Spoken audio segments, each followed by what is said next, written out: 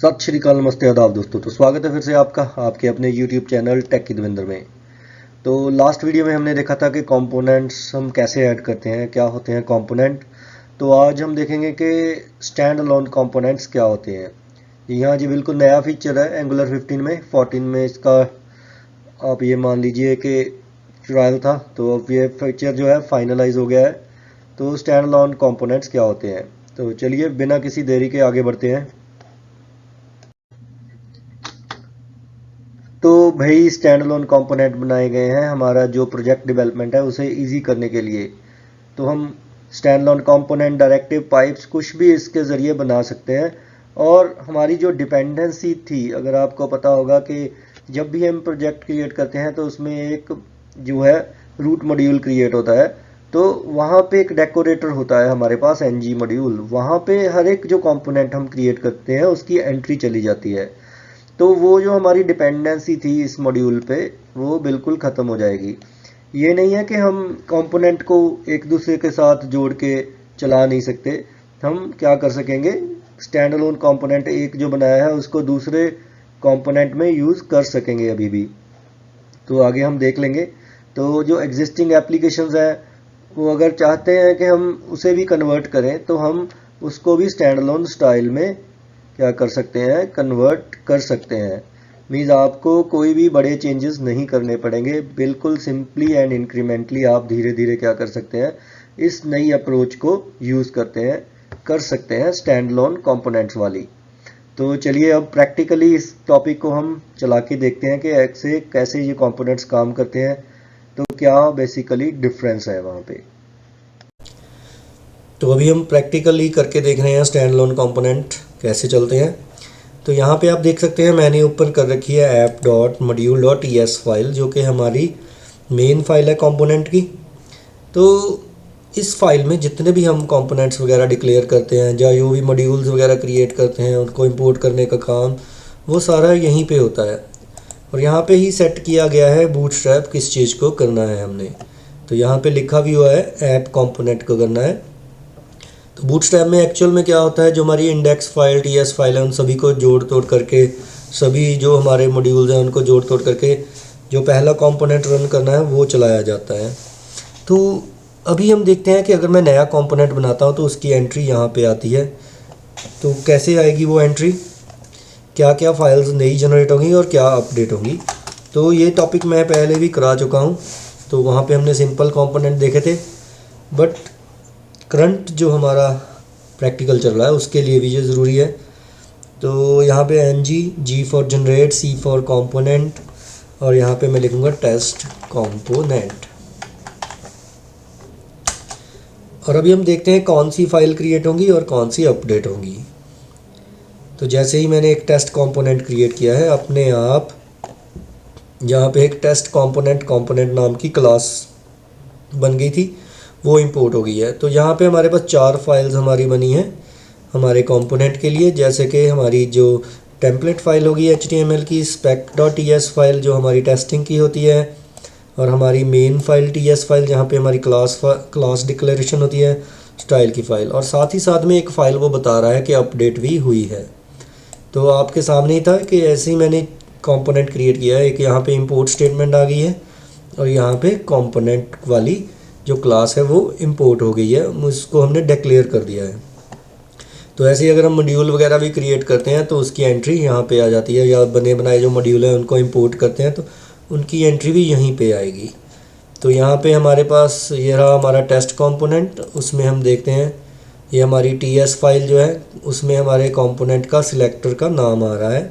तो ये सिलेक्टर मैं अपनी जो कॉपी करता हूँ, तो क्या करके कॉपी करके इसको जो मेरी रूट कंपोनेंट और सो फाइल में मैं पेस्ट कर सकता हूँ। तो इसको बनाता हूँ मैं टैग, और चेक करते हैं अभी इसे रन करके। यहाँ पे मैं लिखूँगा ng serve। तो थोड़ी सी वेट करनी होगी हमें। तो यहाँ पे ब्राउज़र बंडल जनरेट हो रहे हैं, मीन्स हमारी सारे आउटपुट को इकट्ठा किया जा रहा है, सभी फाइल को, सभी कंपोनेंट को जोड़ा जा रहा है और नेसेसरी पैकेजेस को बंडल किया जा रहा है। तो यहाँ पे हमारी फ़ाइल कंपाइल हो गई है। और हम अब क्या करेंगे, यहाँ पे इस पे कंट्रोल से क्लिक कर देंगे।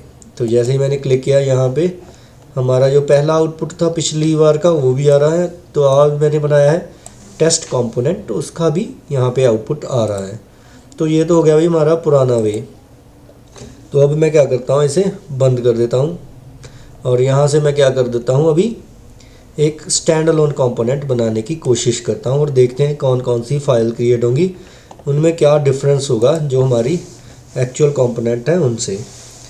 तो स्टैंड अलोन कंपोनेंट को डिपेंडेंसी को एक तरह से हटाने के लिए बनाया गया है, एक दूसरे पे डिपेंडेंट ना रहें।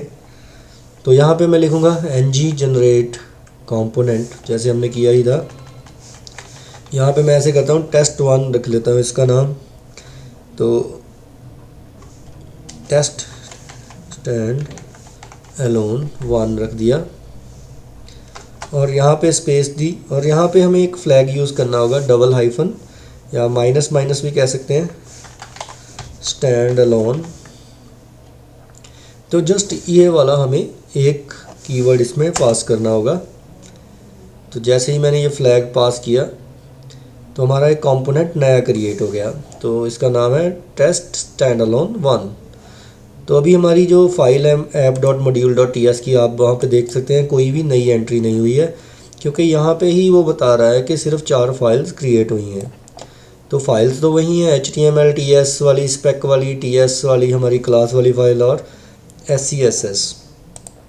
तो अब हम इसमें देखते हैं कि क्या डिफरेंस आया। तो जब हम TS फाइल को ओपन करते हैं तो ये हमारा पहला कंपोनेंट था, ये हमारा नया जो कंपोनेंट है उसकी TS फाइल, और कंपेयर करके देखते हैं तो थोड़ा सा इसमें डिफरेंस है। यहाँ पे हमारे पास 3 पैरामीटर हैं और यहाँ पे हमारे पास टोटल कितने हैं, 5। तो इसमें एक नया पैरामीटर आ गया है स्टैंड अलोन, और उसकी वैल्यू को क्या सेट किया गया है, ट्रू। तो इसी से एक कंपोनेंट जो है क्या डिक्लेयर होता है, स्टैंड अलोन डिक्लेयर होता है। ऐसे ही यहाँ पे एक इंपोर्ट स्टेटमेंट लगाई गई है, इसमें मैंने नहीं, सिस्टम ने कॉमन मॉड्यूल को क्या किया है, इंपोर्ट कर लिया है। तो हमारे बेसिक डायरेक्टिव जितने हैं या पाइप्स जैसे हैं वो बता रहा है, वो सभी की एंट्री इसी मॉड्यूल में होती है। तो वो हमारे कंपोनेंट को चलाने के लिए ज़रूरी चाहिए, वो भी यहीं पे इंपोर्ट हो गए हैं।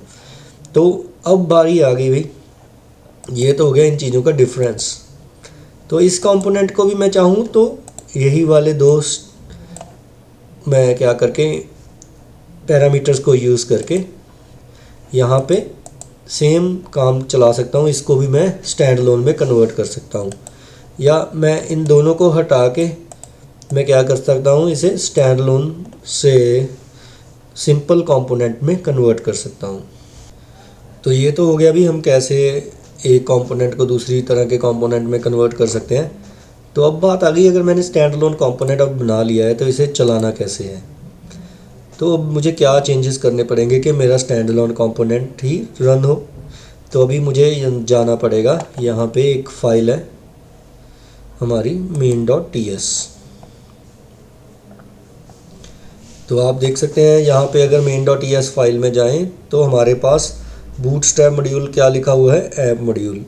तो इसका मतलब है हमारे पास जो हमारी ऐप है, जो हमारा मेन ये वाला मॉड्यूल है, ये हमेशा रन होता है।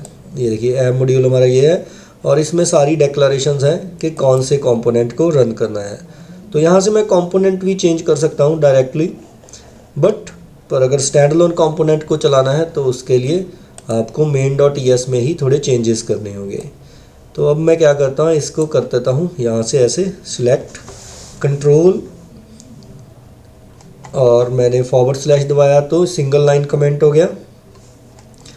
हटाऊंगा तो कंट्रोल फिर से सिंगल लाइन कमेंट ही बंद होगा। तो मैं अगर दबाऊंगा Alt+Shift+A तो यहाँ पे मेरा मल्टी लाइन कमेंट जो है वो चल जाएगा।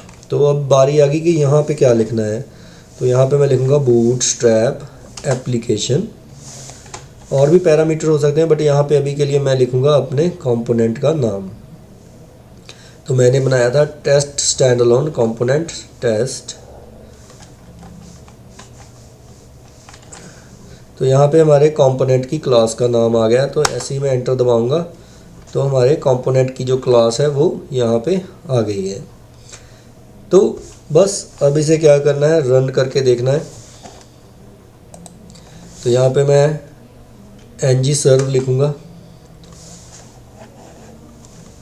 तो देखते हैं कि क्या मेरा टेस्ट स्टैंड अलोन कंपोनेंट जो है वो रन होगा या नहीं होगा। तो बंडल जनरेट हो रहे हैं, कुछ ज़्यादा टाइम नहीं लगेगा क्योंकि एक बार हमने जनरेट कर लिए थे। तो हमारे पास अभी एक रूट कंपोनेंट है, एक स्टैंड अलोन कंपोनेंट है, एक सिंपल कंपोनेंट है। तो यहाँ पे हमारी फ़ाइल चल ही रही थी, इसी को हम क्या कर देते हैं, रिफ़्रेश करते हैं। तो यहाँ पे सारा आउटपुट जो है अभी गायब हो गया है।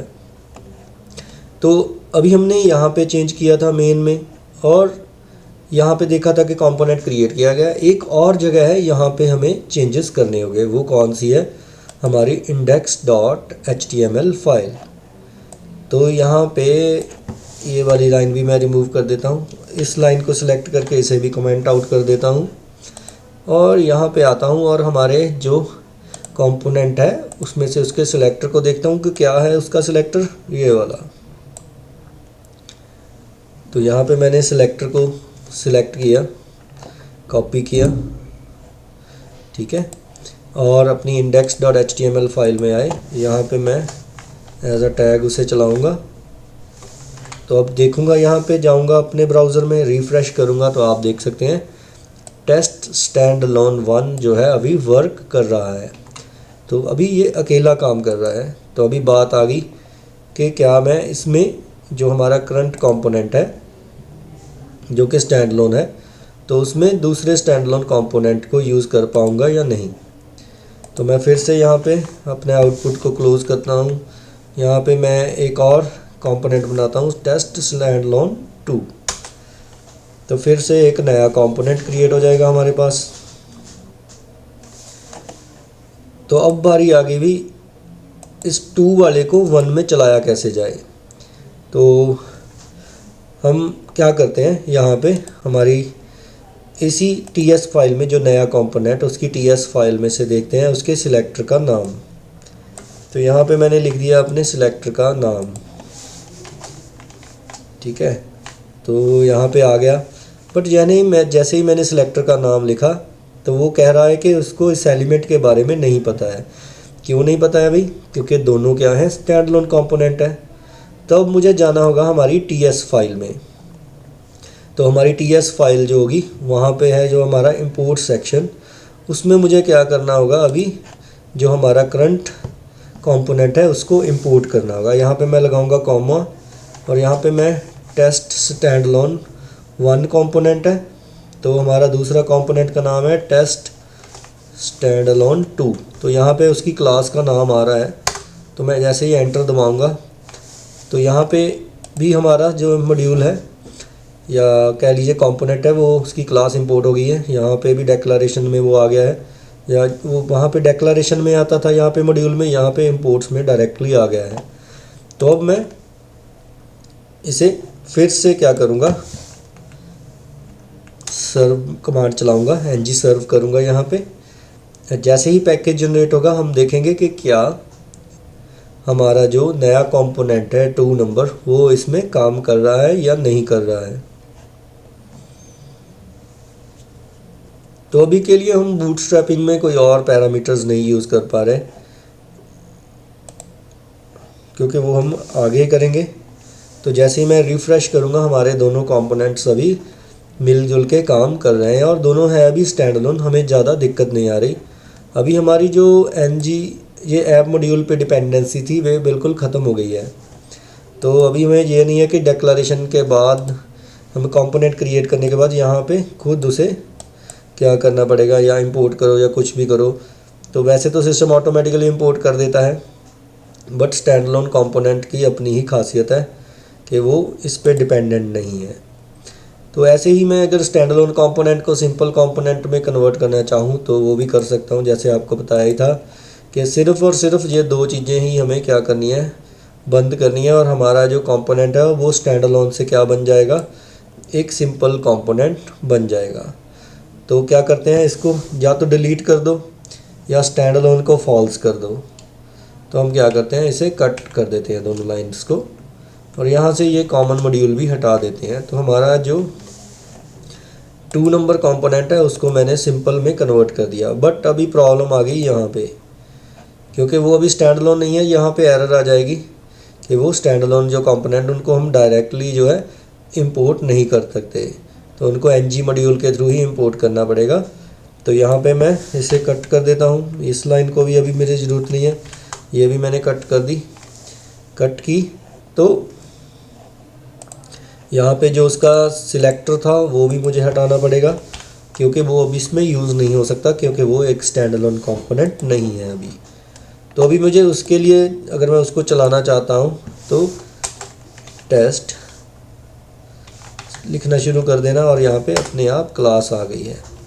तो यहाँ पे वो क्लास जो है हमारी इंपोर्ट फिर से हो गई है। तो हमें main.ts में जाना होगा। ये कंपोनेंट को अगर मैंने नहीं चलाना है तो इसे बंद करना होगा, और इसको हमें क्या करना होगा, कमेंट इसका हटाना होगा। अभी फिर से मैं रूट में आ गया हूँ। तो main.ts फाइल में जाके अभी मुझे अपना मॉड्यूल चलाना है। इसे बंद किया और पुराना मॉड्यूल उसे रन कर लिया। तो आप देख सकते हैं यहाँ पे टेस्ट कंपोनेंट तक आ गया है। तो इस कंपोनेंट का जो सिलेक्टर था वो फिर से मैं सिलेक्ट करूँगा, कॉपी करूँगा। जो हमारा पहले से ही बना बनाया कंपोनेंट है ये वाला, तो चाहे इसमें पेस्ट कर दूँ, ठीक है। ऐसे करते हैं, इसमें पेस्ट करके देखते हैं कि क्या अभी तो काम कर रहा है कि नहीं। तो जैसे ही मैंने पेस्ट किया कि ओवरऑल, क्योंकि सभी में इंपोर्ट हो जाता है, ये फाइल शेयर्ड है सभी में, तो हर एक कंपोनेंट के थ्रू वो अवेलेबल होगा। तो यहाँ पे टेस्ट स्टैंड अलोन 2 वर्क कर रहा है। अगर आप यहाँ पे ऐसे यूज़ करते तो क्या वो चलता? यस, तब भी वो चलेगा, फिर वो 2 बार चल जाएगा। ng मॉड्यूल में डिक्लेरेशन करने की ये भी फ़ायदे हैं कि हमारा जो कंपोनेंट है वो सभी को अवेलेबल रहता है। बट अगर मुझे नहीं ज़रूरत है इस चीज़ की तो मैं उसे स्टैंड अलोन ही डिक्लेयर करूँगा। तो main.ts फाइल में इसके साथ कुछ और पैरामीटर भी पास किए जा सकते हैं, तो वो हम आगे देखेंगे। तो आज के इस टॉपिक के लिए इतना ही। तो उम्मीद करता हूँ आपको सारा टॉपिक बिल्कुल क्लियरली समझ में आ गया होगा। तो अगर आपको मेरी ये वीडियो अच्छी लगी है तो इस वीडियो को लाइक एंड शेयर ज़रूर करें, और मेरे इस चैनल को सब्सक्राइब करना मत भूलें दोस्तों। धन्यवाद।